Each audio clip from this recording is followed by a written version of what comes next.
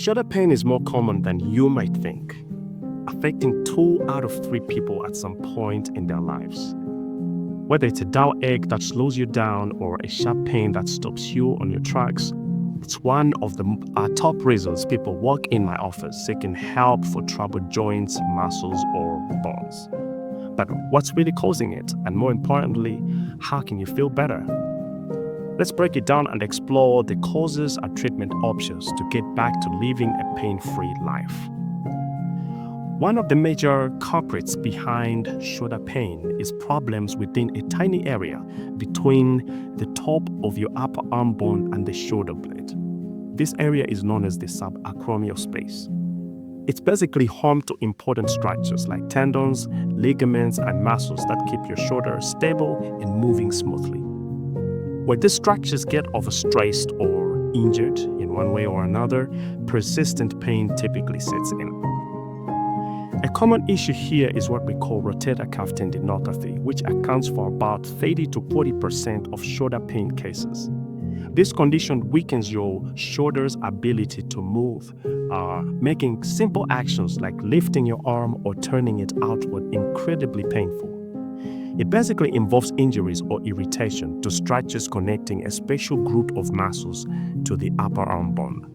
Collectively, this group is known as the rotator cuff, and it's primarily responsible for stabilizing your shoulder joint during movement. Things like poor posture and occupations which demand a lot of repetitive effort from your shoulder or previous injuries are key risk factors. Thankfully, physiotherapy, pain medications, and in more severe cases, corticosteroid injections or surgery can bring long-lasting relief. Rotator cuff tears are another frequent offender. These tears can happen gradually due to repetitive overhead movements or suddenly from trauma like a fall or accident. When the rotator cuff is torn, you'll notice difficulty with lifting your arm, along with significant pain and weakness. Not all tears require surgery. Many respond well to physiotherapy, which helps with strengthening the affected muscles and restoring normal movement patterns. For more severe tears, surgical repair, often through techniques like arthroscopy, might be necessary. Another common cause of shoulder pain is what we call bursitis. Within the shoulder joint are fluid-filled sacs called bursae. Their job is basically to reduce friction between the bones and the tendons which move over them. But when these sacs get inflamed, often due to overuse or injury, bursitis takes hold.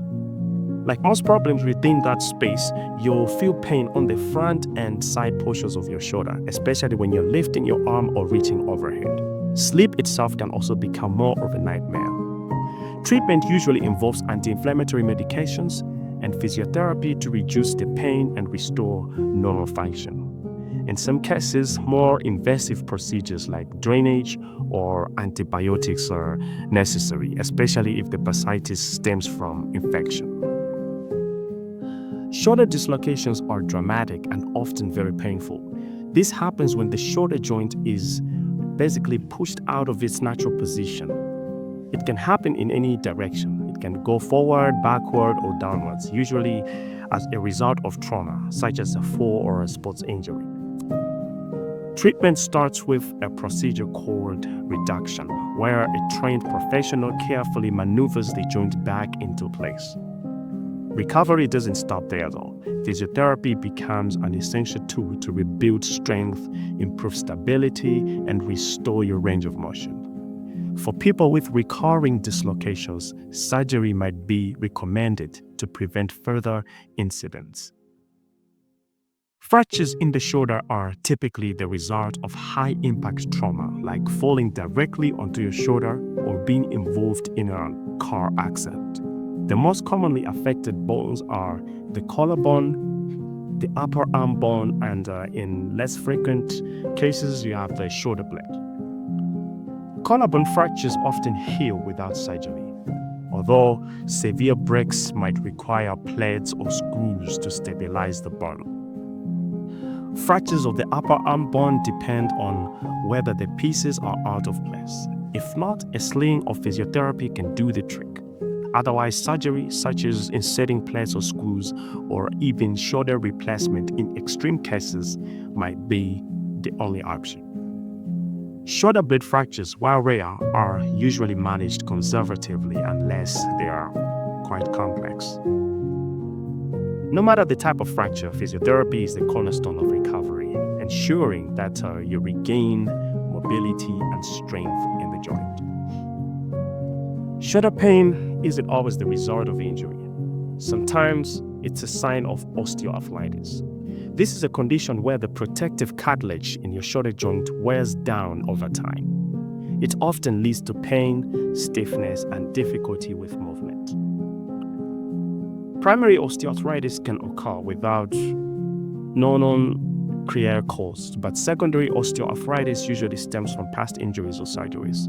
Non-surgical treatments like physiotherapy, medications, and lifestyle adjustments can help with managing the symptoms. In advanced cases, shoulder replacement surgery might be the best option to restore function and reduce pain and associated symptoms. Pain in the shoulder doesn't always originate in the shoulder itself. Conditions like cervical radiculopathy, where a pinched nerve in the neck causes pain, weakness, or numbness in the shoulder and arm, can also be to blame. These require a careful diagnosis and tailored treatment plans, often involving a combination of physiotherapy, medications, and in some cases, surgery to relieve nerve pressure. Shoulder pain can be complex and overwhelming, but understanding its causes is the first step toward finding long-lasting relief. Whether it's a simple case of bursitis or something more serious like a complete tear of the rotator cuff or major dislocation, there are solutions to every condition. The key is an early diagnosis and a proactive approach to treatment. This is often guided by physiotherapy. If you found this helpful, don't forget to share it with someone who might benefit. Together, we can take those small but meaningful steps toward a pain-free and an active life.